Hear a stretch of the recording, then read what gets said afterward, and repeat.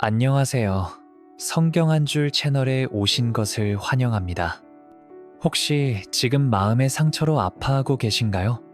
관계의 어려움으로 힘드신가요? 아니면 몸과 마음이 지쳐서 회복이 필요하신가요? 오늘은 하나님의 말씀이 주는 치유와 회복의 능력에 대해 함께 나누려고 합니다. 성경은 단순한 종교 서적이 아닙니다. 상처받은 우리의 마음을 어루만지시고 깨어진 관계를 회복시키시며 절망 가운데서도 새로운 소망을 주시는 하나님의 사랑의 편지입니다. 지금부터 40가지 말씀을 통해 하나님의 치유하심을 경험해 보세요.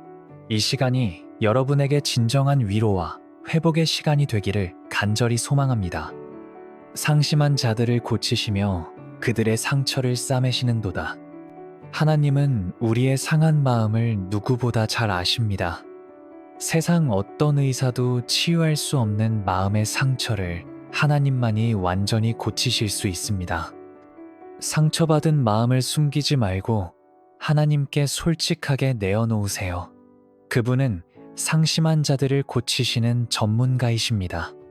나의 유리함을 주께서 계수하셨으니 나의 눈물을 주의 병에 담으소서. 이것이 주의 책에 기록되지 아니하였나이까. 우리가 흘린 모든 눈물을 하나님은 소중히 여기십니다. 아무도 몰라주는 고통의 순간에도 하나님은 함께 계시며 우리의 눈물 한 방울까지도 기억하십니다. 헛된 눈물은 없습니다. 모든 아픔에는 하나님의 목적이 있습니다. 여호와의 말씀이니라. 너희를 향한 나의 생각을 내가 아나니 평안이요 재앙이 아니니라. 너희에게 미래와 희망을 주는 것이니라. 현재의 고통이 아무리 클지라도 하나님의 계획은 선하십니다. 절망적으로 보이는 상황 속에서도 하나님은 우리에게 미래와 희망을 주시는 분이십니다. 우리가 보는 현재의 한 장면이 전체 이야기가 아닙니다. 너희 염려를 다 주께 맡기라. 이는 그가 너희를 돌보심이라. 혼자서 모든 짐을 지고 갈 필요가 없습니다. 하나님께서 우리의 모든 염려를 맡아주시겠다고 약속하셨습니다. 걱정과 근심이 마음을 짓누를 때 그것을 하나님께 내려놓으세요. 그분이 우리를 돌보시기 때문입니다. 평안을 너희에게 끼치노니 곧 나의 평안을 너희에게 주노라. 내가 너희에게 주는 것은 세상이 주는 것과 같지 아니하니라. 예수님이 주시는 평안은 세상의 평안과 다릅니다. 환경이 변하지 않아도, 상황이 여전히 어려워도 마음 깊은 곳에서 오는 참된 평안입니다. 이 평안은 이해를 초월하는 하나님의 선물입니다. 또 새 마음을 너희에게 주되 너희 속에서 굳은 마음을 제거하고 부드러운 마음을 줄 것이며, 상처로 인해 굳어진 마음, 불신과 원망으로 가득한 마음을 하나님이 새롭게 하실 수 있습니다. 돌같이 굳은 마음을 제거하시고 부드럽고 따뜻한 마음으로 바꿔주십니다. 변화는 불가능해 보이지만 하나님께는 가능합니다. 찬송하리로다. 우리 주 예수 그리스도의 하나님이시여, 자비의 아버지시여, 모든 위로의 하나님이시로다. 우리의 모든 환난 중에서 우리를 위로하사, 하나님은 모든 위로의 근원이십니다. 어떤 환난과 고통 중에서도 하나님의 위로를 경험할 수 있습니다. 성령님은 우리의 마음을 어루만지시고 깊은 위로를 주시는 보혜사이십니다. 그의 노염은 잠깐이요 그의 은총은 평생이로다. 저녁에는 울음이 있을지라도 아침에는 기쁨이 오리로다. 지금의 고통은 영원하지 않습니다. 밤이 깊을수록 새벽은 가까워집니다. 울음의 밤이 지나면 반드시 기쁨의 아침이 찾아옵니다. 하나님의 은총은 평생에 걸쳐 우리와 함께합니다. 사랑 안에 두려움이 없고 온전한 사랑이 두려움을 내쫓나니. 두려움은 상처받은 마음의 자연스러운 반응입니다. 하지만 하나님의 완전한 사랑이 모든 두려움을 내쫓습니다. 사랑받고 있다는 확신이 우리 마음에 자리할 때 두려움은 사라집니다. 보라, 내가 새 일을 행하리니 이제 나타낼 것이라. 너희가 그것을 알지 못하겠느냐? 반드시 내가 광야의 길을 사막의 강을 내리라. 하나님은 새 일을 행하시는 분입니다. 막다른 것 같은 상황에서도 새로운 길을 만드시고 메마른 사막 같은 마음에도 생수의 강을 흐르게 하십니다. 과거에 매이지 말고 하나님이 만드실 새로운 것을 기대하세요. 이르시되 너희가 너희 하나님 나 여호와의 말을 들으며 내 보기에 의를 행하며 내 계명에 귀를 기울이며 내 모든 규례를 지키면 내가 애굽 사람에게 내린 모든 질병 중 하나도 너희에게 내리지 아니하리니 나는 너희를 치료하는 여호와임이라. 하나님의 이름 중 하나는 여호와 라파, 곧 치료하시는 여호와입니다. 하나님은 본질적으로 치유하시는 분이십니다. 질병과 아픔이 그분보다 강하지 않습니다. 치유는 하나님의 성품이며 우리를 향한 그분의 마음입니다. 이는 선지자 이사야를 통하여 말씀하신 바 그가 우리의 연약함을 친히 담당하시고 병을 짊어지셨도다 함을 이루려 하심이더라. 예수님은 우리의 모든 연약함과 병을 친히 담당하셨습니다. 십자가에서 우리의 죄뿐만 아니라 질병까지도 지셨습니다. 치유는 십자가의 완성된 사역에 포함되어 있습니다. 믿음의 기도는 병든 자를 구원하리니 주께서 그를 일으키시리라. 치유에는 믿음이 필요합니다. 의심과 불신이 아닌 단순하고 순수한 믿음으로 하나님께 나아가야 합니다. 믿음의 기도는 병든 자를 일으키는 능력이 있습니다. 하나님의 능력을 의심하지 마세요. 마음의 즐거움은 양약이라도 심령의 근심은 뼈를 마르게 하느니라. 마음의 상태가 몸의 건강에 큰 영향을 미칩니다. 기쁨과 즐거움은 최고의 약이며 근심과 걱정은 건강을 해칩니다. 하나님 안에서 참된 기쁨을 회복하는 것이 치유의 시작입니다. 예수를 죽은 자 가운데서 살리신 이의 영이 너희 안에 거하시면 그리스도 예수를 죽은 자 가운데서 살리신 이가 너희 안에 거하시는 그의 영으로 말미암아 너희 죽을 몸도 살리시리라. 우리 안에 거하시는 성령님은 죽은 자를 살리신 바로 그 능력의 영이십니다. 그 능력이 우리의 죽을 몸도 살릴 수 있습니다. 성령님의 치유 능력을 믿고 의지하세요. 그가 그의 말씀을 보내어 그들을 고치시고 위험한 지경에서 건지시는도다. 하나님의 말씀 자체에 치유의 능력이 있습니다. 말씀을 읽고 묵상하고 선포할 때 치유가 일어납니다. 말씀은 단순한 글자가 아니라 살아있고 운동력이 있는 하나님의 능력입니다. 뱀을 집어올리며 무슨 독을 마실지라도 해를 받지 아니하며 병든 사람에게 손을 얹은 즉 나으리라. 예수님은 병든 자에게 손을 얹어 치유하셨습니다. 그 사랑의 손길이 오늘도 우리에게 임합니다. 예수님의 따뜻한 손길을 느끼며 치유를 받으세요. 그분의 사랑이 우리를 온전하게 하십니다. 너희 중에 병든 자가 있느냐? 그는 교회의 장로들을 청할 것이요. 그들은 주의 이름으로 기름을 바르며 그를 위하여 기도할지니라. 교회 공동체를 통한 치유도 하나님의 방법입니다. 혼자 고민하지 말고 신앙의 동역자들과 함께 기도받으세요. 기름을 바르는 것은 성령의 치유 사역을 상징합니다. 상한 갈대를 꺾지 아니하며 꺼져가는 심지를 끄지 아니하기를 심판하여 이길 때까지 하리니. 우리가 아무리 연약하고 상처받았어도 예수님은 우리를 포기하지 않으십니다. 상한 갈대같이 부러질 것 같아도 꺾지 않으시고 꺼져가는 심지같이 희미해도 끄지 않으십니다. 완전한 회복까지 참으시며 기다리십니다. 오직 여호와를 앙망하는 자는 새 힘을 얻으리니 독수리가 날개치며 올라감 같을 것이요 다른 박질하여도 고나지 아니하겠고 걸어가도 피곤하지 아니하리로다. 지치고 피곤한 우리에게 하나님은 새 힘을 주십니다. 독수리가 상승기류를 타고 높이 올라가듯 하나님을 의지하는 자는 새로운 힘을 얻어 다시 일어날 수 있습니다. 포기하지 말고 하나님을 바라보세요.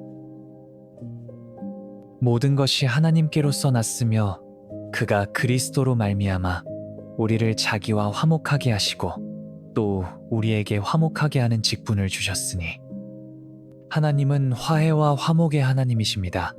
죄로 인해 깨어진 하나님과의 관계를 회복시켜 주시고 사람과의 관계도 회복시키십니다. 우리도 화목하게 하는 직분을 받았습니다. 너희가 사람의 과실을 용서하면 너희 하늘 아버지께서도 너희 과실을 용서하시려니와 너희가 사람의 과실을 용서하지 아니하면 너희 아버지께서도 너희 과실을 용서하지 아니하시리라. 용서는 관계 회복의 열쇠입니다. 용서하지 않으면 우리 자신이 묶여 있게 됩니다. 용서는 상대방을 위한 것이 아니라 우리 자신을 자유롭게 하는 것입니다. 하나님의 용서를 받은 자로서 용서하는 삶을 살아야 합니다. 미움은 다툼을 일으키나 사랑은 모든 허물을 덮느니라. 사랑은 허물을 덮는 능력이 있습니다. 상대방의 잘못을 계속 들춰내는 것이 아니라 사랑으로 덮어줄 때 관계가 회복됩니다. 이것은 잘못을 무시하는 것이 아니라 사랑으로 이해하고 받아주는 것입니다. 그러므로 예물을 제단에 드리려다가 거기서 네 형제에게 원망 들을 만한 일이 있는 줄 생각나거든. 예물을 제단 앞에 두고 먼저 가서 네 형제와 화목하고 그 후에 와서 예물을 드리라. 하나님께 예배드리는 것도 중요하지만 형제와의 관계를 먼저 회복하는 것이 더 중요합니다. 깨어진 관계가 있다면 먼저 찾아가서 화목하라고 하십니다. 이것이 하나님이 기뻐하시는 예배입니다. 나는 너희에게 이르노니 너희 원수를 사랑하며 너희를 박해하는 자를 위하여 기도하라. 가장 어려운 관계 회복은 원수와의 관계입니다. 하지만 예수님은 원수까지도 사랑하라고 하셨습니다. 이는 인간적으로 불가능하지만 하나님의 은혜로 가능합니다. 원수를 위해 기도할 때 우리 마음이 변화됩니다. 너희가 짐을 서로 지라. 그리하여 그리스도의 법을 성취하라. 관계 회복은 혼자 하는 것이 아닙니다. 서로의 짐을 져주고 도와줄 때 깊은 유대감이 형성됩니다. 상대방의 어려움을 나와 함께 나누려고 할 때 진정한 관계가 시작됩니다. 형제들아, 사람이 만일 무슨 범죄한 일이 있거든 신령한 너희는 온유한 심령으로 그러한 자를 바로잡고 잘못한 사람을 책망할 때도 온유함이 필요합니다. 정죄하거나 비난하는 것이 아니라 사랑으로 바로잡아야 합니다. 온유한 심령으로 접근할 때 상대방의 마음이 열립니다. 예수께서 이르시되 네게 이르노니 7번뿐 아니라 70번씩 7번까지라도 할지니라. 용서에는 한계가 없습니다. 몇 번까지 용서해야 하는지 계산하는 것이 아니라 무한대로 용서해야 합니다. 이것이 하나님이 우리를 용서하시는 방식입니다. 평안에 매는 줄로 성령이 하나 되게 하신 것을 힘써 지키라. 관계의 회복과 유지는 우리의 노력만으로는 한계가 있습니다. 성령님의 도우심이 필요합니다. 성령 안에서 하나 되는 것을 힘써 지킬 때 진정한 연합이 가능합니다. 피차 사랑의 빚 외에는 아무에게든지 아무 빚도 지지 말라. 남을 사랑하는 자는 율법을 완전하게 하였느니라. 모든 관계에서 갚아야 할 유일한 빚은 사랑의 빚입니다. 사랑으로 대할 때 모든 관계의 문제가 해결됩니다. 사랑은 율법을 완전하게 하는 능력이 있습니다. 여호와의 말씀에 너희는 이제라도 금식하고 울며 애통하며 마음을 다하여 내게로 돌아오라 하셨나니. 진정한 회복은 하나님께로 돌아오는 것에서 시작됩니다. 형식적인 종교 생활이 아니라 마음을 다하여 하나님께 돌아와야 합니다. 회개는 끝이 아니라 새로운 시작의 문입니다.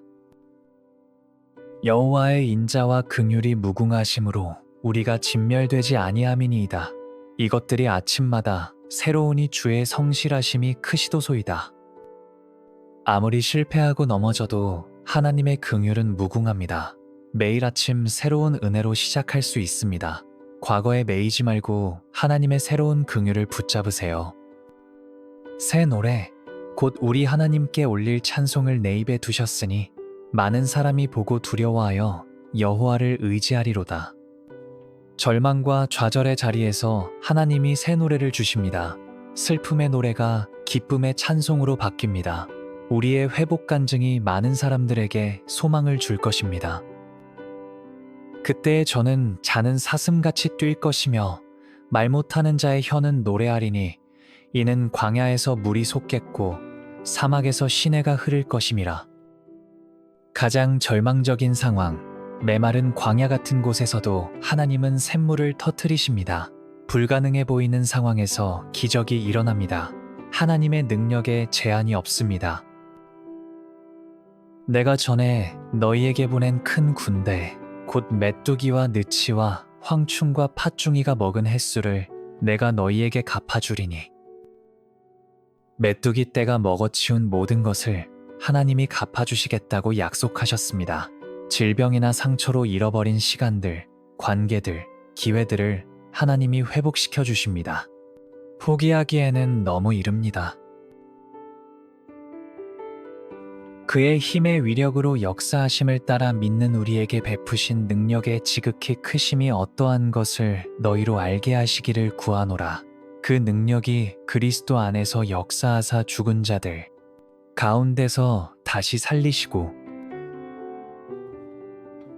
우리 안에 역사하시는 능력은 그리스도를 죽은 자 가운데서 살리신 바로 그 능력입니다. 죽은 것 같은 상황, 죽은 것 같은 관계, 죽은 것 같은 꿈들이 다시 살아날 수 있습니다. 우리가 다 수건을 벗은 얼굴로 거울을 보는 것 같이 주의 영광을 보매 그와 같은 형상으로 변화를 받아 영광에서 영광에 이르리니. 우리는 점점 더 주님의 형상으로 변화되어 갑니다. 영광에서 영광으로 한 단계씩 성장해 갑니다. 완벽하지 않아도 괜찮습니다. 하나님이 우리를 계속해서 변화시켜 가고 계십니다. 모든 눈물을 그 눈에서 닦아주시니 다시는 사망이 없고 애통하는 것이나 곡하는 것이나 아픈 것이 다시 있지 아니하리니 처음 것들이 다 지나갔음이로라. 현재의 고통은 영원하지 않습니다. 새 하늘과 새 땅에서는 모든 눈물이 닦아지고 다시는 아픔이 없을 것입니다. 이 소망이 현재의 고난을 이겨내는 힘이 됩니다. 그런즉 누구든지 그리스도 안에 있으면 새로운 피조물이라 이전 것은 지나갔으니 보라 새 것이 되었도다. 과거의 상처와 실패가 우리를 정의하지 않습니다. 그리스도 안에서 우리는 완전히 새로운 존재가 되었습니다. 이전 것은 이미 지나갔고 새 것이 되었습니다. 이는 미래의 가능성이 아니라 현재의 사실입니다. 보좌에 앉으신 이가 이르시되 보라 내가 모든 것을 새롭게 하노라 하시고 또 이르시되 이 말은 신실하고 참되니 기록하라 하시고. 하나님은 모든 것을 새롭게 하시는 분입니다. 망가진 것, 깨어진 것, 죽은 것까지도 새롭게 만드실 수 있습니다. 이 약속은 신실하고 참됩니다. 하나님의 새롭게 하시는 능력을 믿고 기대하세요.